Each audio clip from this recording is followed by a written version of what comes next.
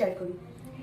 এর মধ্যে দিলাম 1 চামচ জিরে গুঁড়ো, একটু হিং, 1 চামচ নুন, একটুখানি লাল লঙ্কা কুচি, একটু কাসুরি মেথি হাত দিয়ে ক্রাশ করে, আর একটু মিষ্টি দিয়ে ভালো করে এটাকে চটকে মেখে দেবো।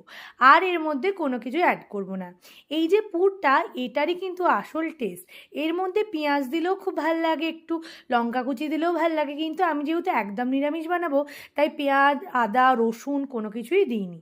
রুটির আটাটা আমি আগে থেকে মেখে রেখে দিয়েছিলাম, একটু ফ্রিজে কিছুক্ষণ ছিল বলে একটু টাইট হয়ে গেছে।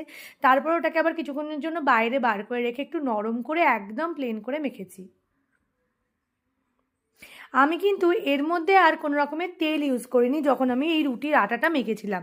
এর মধ্যে কোনো রকমের ময়ান দেওয়ার প্রয়োজন হয়নি, একদম নর্মাল রুটির মতনই এটাকে। পাঞ্জাবিরা কিন্তু সবসময় আমি দেখেছি একটু মোটা পরোটা খেতে পছন্দ করে, একটু বেশ মোটা হবে, হ্যাঁ, আর পুর ভরার সঙ্গে একটু বেশ মানে ফ্লাফি একটা নরম ভাব আসবে।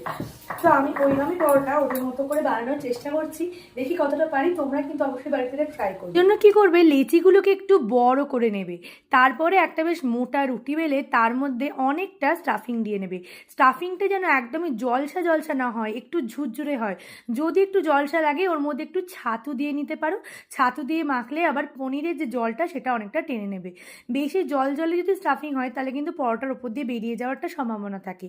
প্রথমে আমি অনেকটাই পুর দিয়েছি, পুর দিয়ে আমি হাত দিয়ে দিয়ে ভালো করে চিপে দিচ্ছি, যাতে যখন বেলবো তখন যেন মোটেই না ফেটে যায়। দেখো আমি নর্মাল রুটির মতোই বেলছি চাপ দিয়ে, কিন্তু একটুও ফাটেনি, একদম ভীষণ সুন্দর হয়েছে। আমি বেলাটাও ওদের কাছ থেকেই দেখেছি, একদম ওপেন দোকানটা, তো ওরা কীভাবে বেলছে সেটা দেখতে পাওয়া যায়।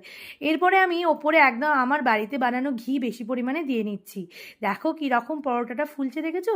ভেতরটাও তার মানে ওয়েল কুকড হয়ে গেছে। আমি একটু পুড়িয়ে পুড়িয়ে ভাজছি, একটু গ্যাসের আঁচটা বেশি হয়ে গেছিলো আর তাওয়াটাও একটু বেশি গরম হয়ে গেছিলো, তাই জন্য একটু পোড়া পোড়া মতো হয়ে গেল। তবে এতে কিন্তু কোনো টেস্টের পার্থক্য কিছু বোঝা যায় না খুব একটা। ব্যাস আমি এবার ঘিটা দিয়ে নিয়েছি ভালো করে। এই ঘি ভাজা পরোটাগুলো কিন্তু আমার বরের জন্য করেছি, তবে আমার নিজের জন্য আমি যেরকম করে পরোটাটা ভেজেছি সেটা তোমাদের দেখাই। প্রথমে আমি একদম পাতলা রুটির মতো করে নিয়েছিলাম পরোটাটাকে বেলার সময়। এটাকে কিন্তু মোটেই আমি মোটা করে বেলিনি, কারণ মোটা করে বেললেই বেশি তেল দেওয়ার প্রয়োজন হয়। তাই আমার মতো যারা একদম তেল কম খাও তাদের জন্য এবার আমি তো এটাকে পরোটার মতো বানাইনি, রুটির মতো বানালাম। এরপর আমি এটাকে তুলে এর উপরে আমি দিয়ে নেবো হচ্ছে অল্প একটু ঘি। অল্প একটু ঘি দিয়ে নেবো, একদম সামান্য পরিমাণে ঘি দিয়ে নেবো।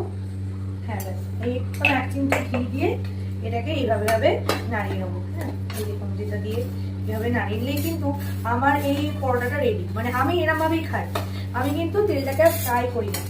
আমি দীর্ঘদিন এভাবে খাচ্ছি এবং এতে আমার কোনো সমস্যা হয়নি। ঘিটা এরকম করে অল্প একটু দিয়ে নিলাম, অল্প পিছন দিকে